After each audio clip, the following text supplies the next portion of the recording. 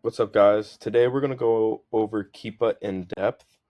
Keepa is the most important software you need to utilize as an Amazon seller. It'll be able to tell you if a product is a good buy or not. And after a certain point, you should be able to master the software and determine if a product is a good buy or not within 30 seconds. These charts are really important because you could lose money if you don't read the charts right. Sometimes products price tank. Other times they just don't move. So it's really important to read these charts because I've taken some losses. I don't want you guys taking losses either. So let's start off. Let's get rid of all this. Just make it very simple, blank. Some of you guys are fresh off the boat. Okay. So sales rank, BSR, best sellers ranking. Basically, it's how well the product sells within its given category. So this product, for example, this Fujifilm, right? It is the 110th best-selling product in the category electronics. This product, for example, is the 156,000th best-selling product in the category health and household.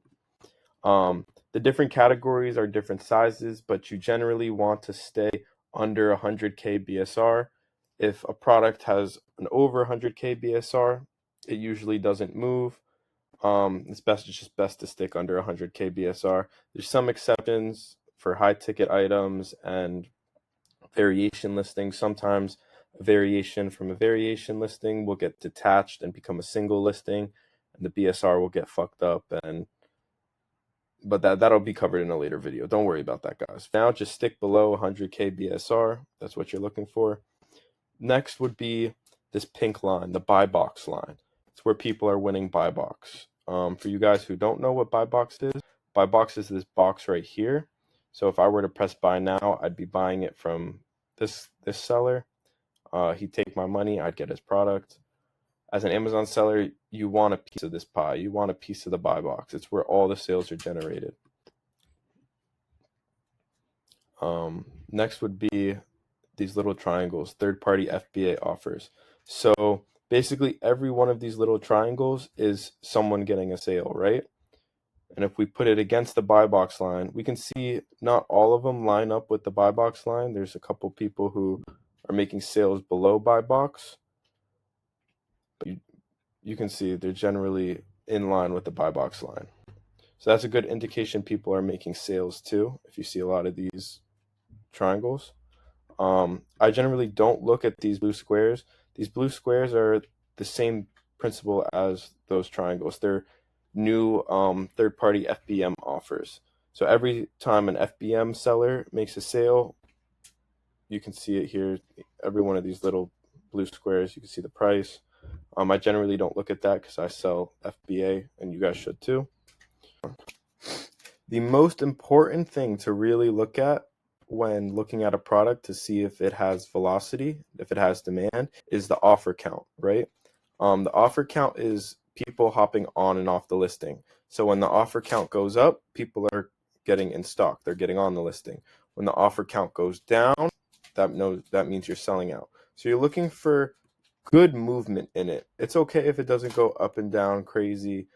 But just a little movement like this, you see it's not boxy. If we look at this product is very boxy. This product doesn't move as fast. Just very boxy. We're looking for that movement in the chart, the up and down. Almost looks like more like a candlestick, like a stock chart than this. This is very boxy. If we look at the 3-month, it doesn't have as much velocity. You can also see the supply and demand very easily in this little dip right here. Obviously, supply is going down, so we could see up here that price is actually going up. And that's what's happening right now. Supply went up, demand went down, price is shooting up a little bit right here. I generally don't like to sell on products that are on an uptrend offer count. I like to try and catch them when they're on a downtrend offer count, just because if you try and sell a product with an uptrend offer count, the price does tend to be a little unreliable. You're more likely to price tank and people are more likely to be more competitive on the listing, drop their price lower. I just generally stick to products on a downtrend offer count. So I'd consider this a downtrend offer count just because it's not on its way up anymore, as dramatically as it was a few months ago. Next thing about Keepa would be the data tab. It would give you all the details about the product. Sometimes it does take a second to load, so we'll let it load for us real quick.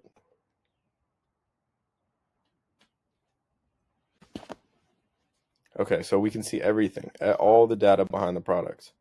You can see the FBA fee, who has buy box currently, referral fee percentage, everything about the product, right? We can see sales rank average, last 30 days, last 60 days, last 90 days. We can see buy box average, current price, 90-day average, 180-day average. Basically all the data behind the product. Another tab I like to look at often is the offers tab. It's basically all the sellers and their offers. So you could view their stock count to see if people are really making sales or not. I tend to only look at the guys with the check mark, the FBA sellers. So if we view,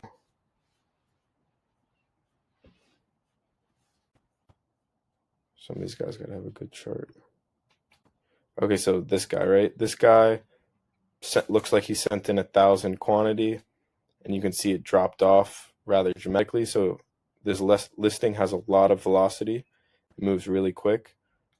This guy too looks like he sent in 1,000, sold out fairly quickly. Let's view this guy. Looks like this guy sent in a couple batches, sold out fairly quickly. This is just another method, another tab to look at to just confirm a product has velocity and actually moves. And the last thing I like to look at is the buy box statistics. It'll give you an average price of where you can price at and be competitive, right?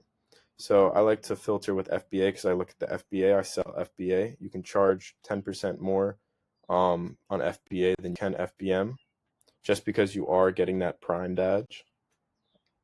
So we can see people are selling it 24, 27, 25, 26. This guy's doing some dumb shit. 29, 29. I like to look for a higher percentage. Less than 1% isn't a lot. 2% at 25. Keep looking. This guy, that's FBM. Okay, so all these guys are priced. I tend to price on the higher side, so 29. I do a little below that. Buy box currently right now is high, 31.25. So I would price on the higher side. Next thing in Keepa would be variations, right? Sometimes you'll find a listing that has variations. You see this has color combo ink plus black, color combo ink plus cyan. There's the variations tab on Keepa that'll show you, if you read it correctly, which one of the variations is the best selling variation. So we'll go to the variations tab and we'd scroll over to reviews, right? Obviously, if this product is getting reviews, people are buying it. So we can see this product, this variation is the best selling variation out of these three, and most likely gets the total or close to the total of the 1K sales that Amazon is telling us it gets. It probably gets the majority of them. Just because this one probably gets a couple because it has one review, but I doubt this variation gets any sales. And that's it, guys. Not it, guys. Keepa has one more thing it offers us. If we go to Keepa's website, go to data, they have something called Keepa Product Finder. They also have Product Viewer and a couple other things, but I generally tend to only use Keepa Product Finder. And I use Keepa Product Finder when I have found a brand that I'm ungated in and I want to search through only that brand, right? So it can look a little overwhelming at first, but there's really only a few filters we need to put in. First would be sales rank, 0 to 100K. We like Amazon out of stock. We don't want to compete with Amazon. And I like to put minimum of 3 new third-party FBA offers, just to a little competition on the listing is good, because other people are selling it. They're only selling it because they're making money on it. You can make money on it too. It has a little bit more velocity than a listing with only 1 or 2 sellers, and it tends to steer you away from those brand direct private label listings that you don't want to sell on. You'll get in trouble for those. So I'll put minimum of 3 FBA sellers. And then if you scroll down here, there's a brand tab. This would be where you would put the brand you're searching in. So for example, I'll do Great Value, very well-known, simple Walmart brand. So we could see with our current filters, we have 13 products under Great Value brand that we can look at. We're going to press Find Products, and it's going to pull up the products. What I like to do sometimes is I'll look based on highest to low price. Me personally, I like higher ticket things. I can make more dollar amount profit on them. So I'll stick with those. And then guys, just click through here, look at the Keepa charts, look at the price, and open them up.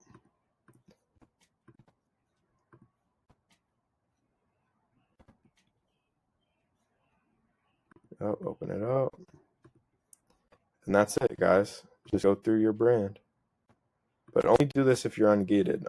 It's not helpful if you're gated, obviously. You only do this when you find a brand that you know is arbitrageable and that you're ungated in. And if you guys have any questions, feel free to message me. Ask them in the Discord. We're building a great community. They'll answer your questions as well. Good sourcing, guys.